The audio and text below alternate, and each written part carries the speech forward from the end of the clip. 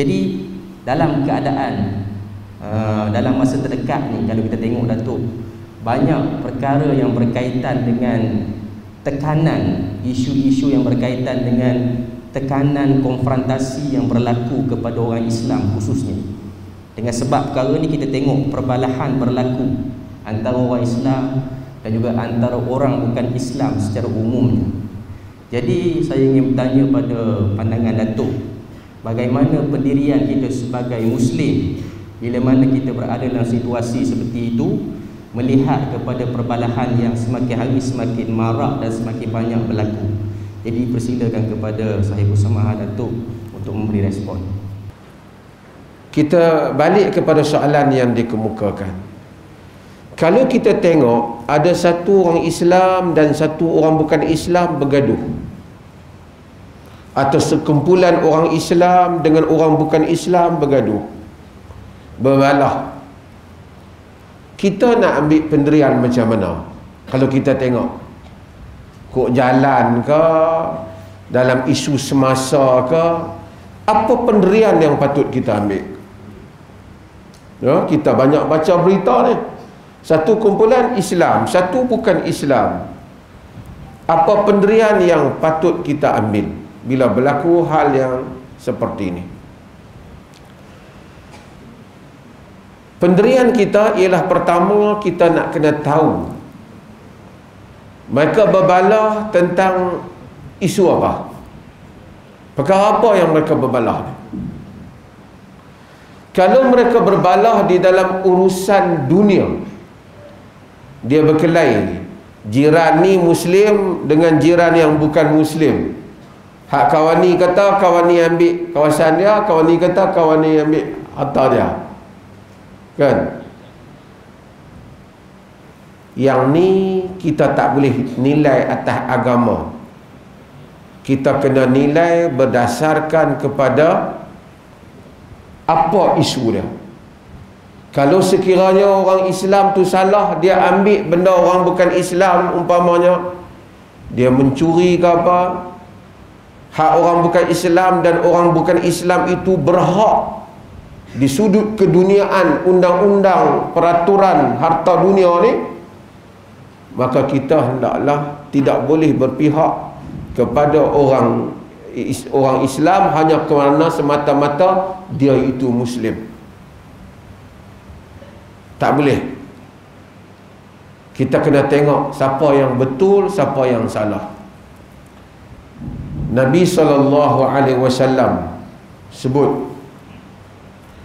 man zalama mu'ahidan awin taqasahu aw kallafahu fawqa taqatihi fa ana hajijuhu yaumal qiyamah. Hadis yang diriwayatkan oleh Imam Abu Dawud dalam Sunan dia. Siapa yang menzalimi orang yang bukan Islam, muahidan ni bukan orang bukan Islam saja, orang bukan Islam yang duduk ada perjanjian dengan orang Islam, yakni orang yang rakyat yang sah, yang tak menentang Islam. Man zalama muahidan awin taqasahu, ataupun mengurangkan haknya, au kallafahu fawqa taqatihi, ataupun membebankan dia lebih daripada keupayaan dia, suruh dia buat satu benda luar daripada keupayaan, mentang-mentang dia bukan Muslim. Au akhadha minhu syai'an bighairi tibi nafs, ataupun ambil harta dia dengan cara yang tak patut. Fa ana hajijuhu yaumal qiyamah, aku adalah orang yang menjadi pihak yang berhujah di pihak dia pada hari kiamat kelak. Maksudnya Nabi tak bagi, walaupun dia orang bukan Islam, kita tak boleh hancuri kedai dia no? Allah bukan Islam, curi pergi, tak boleh. Islam tak buat macam tu. Ibnu Abbas apabila dia jalan dengan sebahagian orang Islam, dia tanya, tengok apa pendapat hampa tentang barang-barang bukan Islam ni. Dia pun kata, ambil bukan nak salah pun, dia pun bukan Islam. Ibnu Abbas kata, Ibnu Abbas kata, yang ni hampa sama macam Yahudi. Sama macam Yahudi. Dzalika bi annahum qalu laisa alaina fil ummiyina sabil. Kan? Dia kata kami Yahudi kata kami tak ada dosa apa kalau ambil orang yang bukan Yahudi ni. Ini dusta kepada nama Allah. Okey, ini bahagian pertama. Kalau bab tu dia berbalah harta benda dunia, kita nak tanya. Tengok-tengok aksiden orang Islam dengan bukan Islam. Tunggu turun kita tumbuk terus yang bukan Islam tu. Yang ni Islam kita pakai lebay. Tak boleh. Kena tanya pasal apa ni? Tengok-tengok berebut berkelahi pasal apa? Dia kata dia datang mari ambil barang saya tak mau bayar. Oh tak, yang ni Islam, yang ni bukan Islam, kita pukul dah. Tak boleh. Ini bahagian ni kena tengok di mana. Tapi bahagian yang kedua ialah bahagian apabila perbalahan antara orang Islam dan bukan Islam disebabkan kerana pemusuhan orang bukan Islam itu terhadap Islam, kerana mereka menentang Islam, kerana bencinya mereka kepada Islam. Jikalau itu yang menjadi punca, tidak boleh bagi mana-mana orang Islam menyokong orang-orang bukan Islam yang bermusuh dengan Islam kerana Islam, yang bermusuh dengan orang Islam kerana Islam. Yang tadi kerana dunia, yang ni kerana Islam. Tidak boleh. Bahkan para ulama memasukkan itu di dalam senarai perkara yang boleh menggugurkan akidah. Dalam surah Al-Mujadilah Allah Subhanahu wa taala kata, la tajidu qauman yu'minuna billahi wal yawmil akhir yuwadduna man haddallaha wa rasulahu walau kanu aba'ahum aw abna'ahum aw ikhwanahum aw ashiratahum ulaika kataba fi qulubihimul iman wa ayyadahum bi ruhim min wa yudkhiluhum jannatin tajri min tahtihal anhar khalidina fiha radiyallahu anhum wa radu'an ulaika hizbullah ala inna hizballahi humul muflihun. Allah kata apa? La tajidu qauman yu'minuna billahi wal yawmil akhir yuwadduna man haddallaha wa rasulahu. Kamu tidak akan menemui wahai Muhammad kaum yang beriman dengan Allah dan hari kemudian mereka itu tiba-tiba ingin bermesra dengan orang yang menentang Allah dan Rasulnya.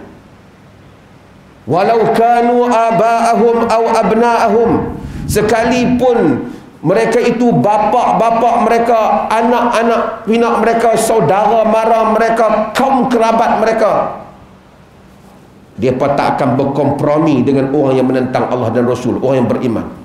Ulaika kataba fi qulubihimul iman, mereka itulah orang yang telah Allah tulis di dalam jantung hati mereka iman.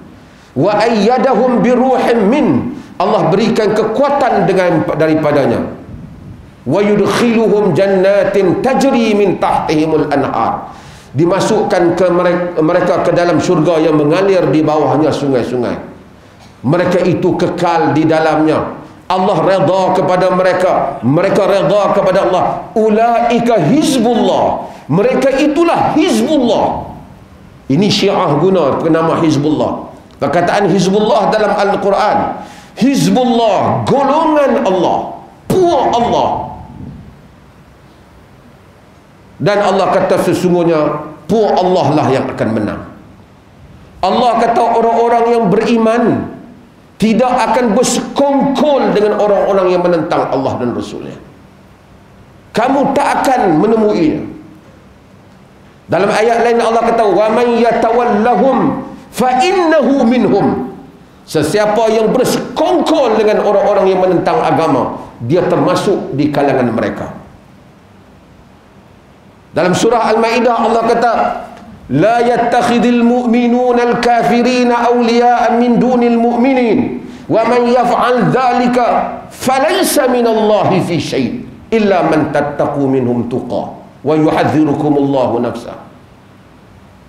Jangan orang-orang mukmin mengambil orang-orang kafir bersekongkol dengan mereka dengan membelakangkan orang-orang yang mukmin. Sesiapa yang melakukan yang demikian itu tidak ada apa-apa hubungan dia dengan Allah Subhanahu wa taala. Ini adalah perkara besar. Orang Islam tidak memusuhi orang bukan Islam. Tetapi jika mereka itu tampil membenci Islam, tiba-tiba ada orang Islam pergi sokong mereka, orang-orang Islam yang menyokong orang-orang bukan Islam, yang memusuhi Islam, tak kira lah rambut kering ke, rambut kuning ke, bubuh nama parti apa ke, dia telah menggadaikan akidahnya. Dia menggadaikan akidahnya. Kerana ini yang disebut oleh Allah Subhanahu wa taala dalam Al-Quran. Allah bagi tahu. Sebab itu ini adalah hal yang hendaklah kita jelas. Kerana Allah Azza wa Jalla kata innama yanhaakumullah 'anil ladzina qataluukum fi innama yanhaakumullah 'anil ladzina qataluukum fi dinikum wa akhrajukum min diyarikum wa zaharu 'ala ikhrajikum an tawallahu. Allah larang kamu berbuat baik kepada orang-orang yang qataluukum fi dinikum, memerangi kamu kerana agama kamu.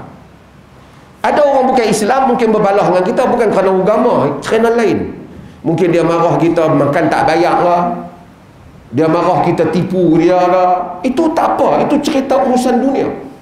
Tapi kalau dia menentang orang Islam kerana agama Islam, sesiapa yang bersekongkol dengan mereka, terkeluar dia daripada daerah Islam kerana menyayangi kufur dan membelakangkan iman.